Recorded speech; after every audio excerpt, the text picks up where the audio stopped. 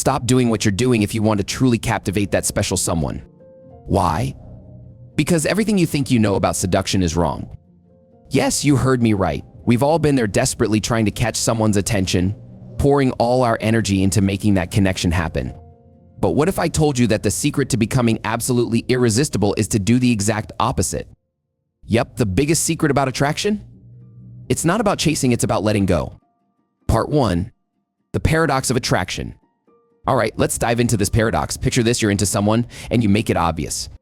You send texts, you give compliments, you're always available. But instead of drawing them closer, it feels like they're slipping away. Frustrating, right? Why does it seem like the harder you try, the further they drift? This isn't just some random bad luck or cosmic joke. It's a psychological phenomenon that's deeply rooted in how we, as humans, function. The more you chase, the more they run. But why? Let me break it down. Imagine you're on a beach standing in the sand. You see a bird, and it's just standing there, pecking at the ground. If you slowly walk toward it, what does the bird do? It's probably going to start moving away, right? But if you just stand there, maybe even look away, that bird might actually come closer, curious about what you're doing. Now, you're not a bird, and neither is the person you're interested in, but the psychology is similar. The moment you start chasing, there's this automatic response in the other person to back off.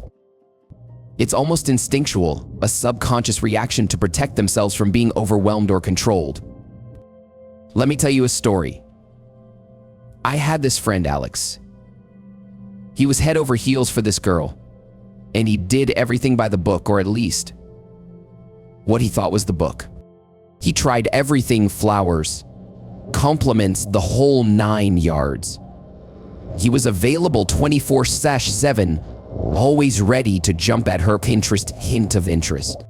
But no matter what he did, she seemed more distant each time. It was as if his efforts were pushing her away rather than pulling her closer. And then something fascinating happened. Out of pure frustration, Alex decided to just stop.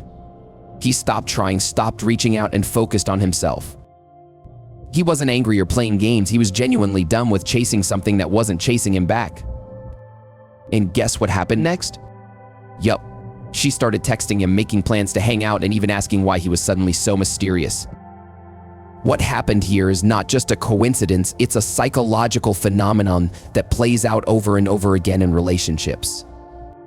This phenomenon, known as the paradox of attraction, reveals that the more you chase someone, the more likely they are to pull away.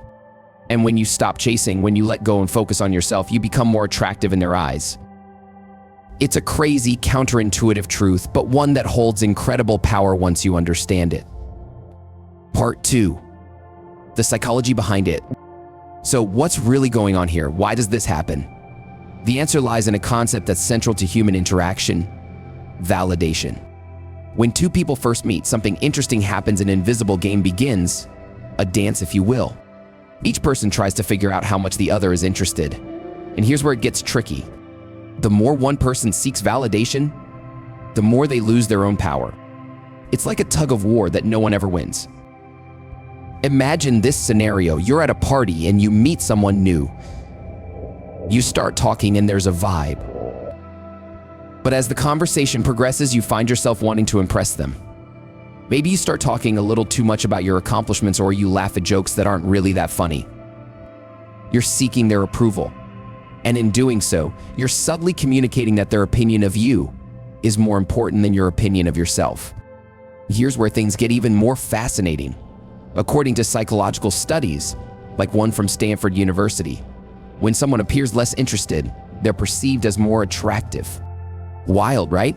It's almost like the less you care, the more they want you. But this isn't about playing games or pretending you're not interested. It's about genuinely detaching from the need for someone else's approval. When you're not desperate for their validation, you're more relaxed, more confident, and more yourself. And that's what people are really drawn to. Think about it this way: when you don't need someone else's approval to feel good about yourself, you exude a natural confidence.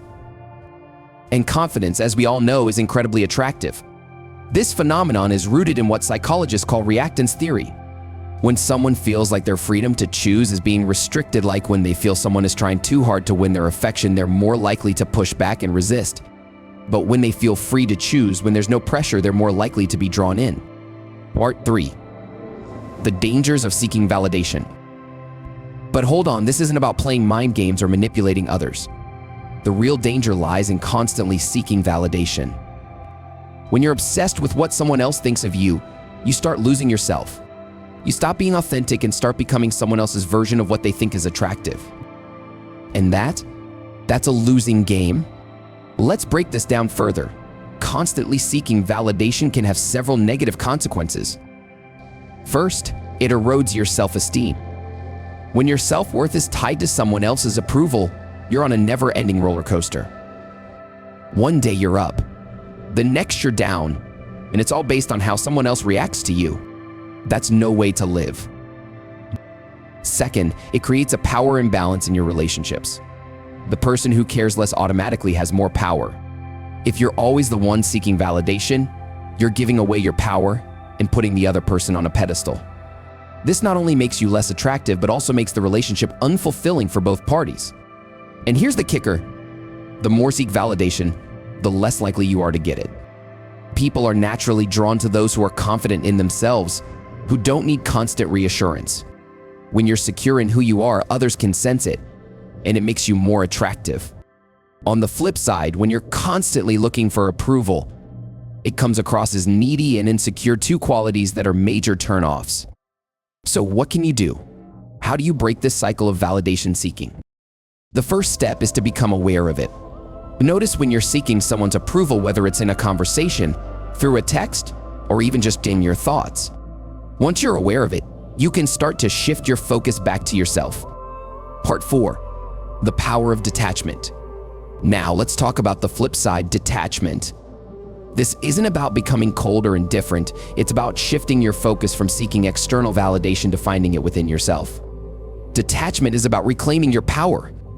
When you stop seeking validation from others, you regain control of your life. You're no longer at the mercy of someone else's opinions or actions. Instead, you're in charge of your own happiness and self-worth. This is incredibly empowering, and it's one of the keys to becoming truly irresistible. Let's get practical. How do you start practicing detachment in your relationships? Focus on your own happiness. Start by doing things that make you happy, independent of anyone else. Whether it's a hobby, spending time with friends, or pursuing a passion, make sure you're filling your own cup first. Set boundaries. Don't be afraid to set boundaries in your relationships. This shows that you value yourself and your time, and it also sets the tone for how others should treat you. Practice mindfulness. When you find yourself getting caught up in someone else's opinion, take a step back and practice mindfulness. Focus on the present moment and remind yourself that you don't need external validation to feel good about yourself. Embrace the power of silence. Sometimes the most powerful thing you can do is to say nothing at all. If you're used to seeking validation through constant communication, try pulling back a little. Give the other person space to come to you. Build your confidence. Confidence comes from within, not from someone else's approval. Focus on building your self-esteem through positive affirmations, setting and achieving goals, and surrounding yourself with supportive people. Part 5. Real-life inspiration. Let's bring this all home with another story. Meet Marcos, a guy with everything going for him except in the love department. He spent years jumping from one relationship to another, each time seeking that validation, that approval, that something. And every time he ended up heartbroken.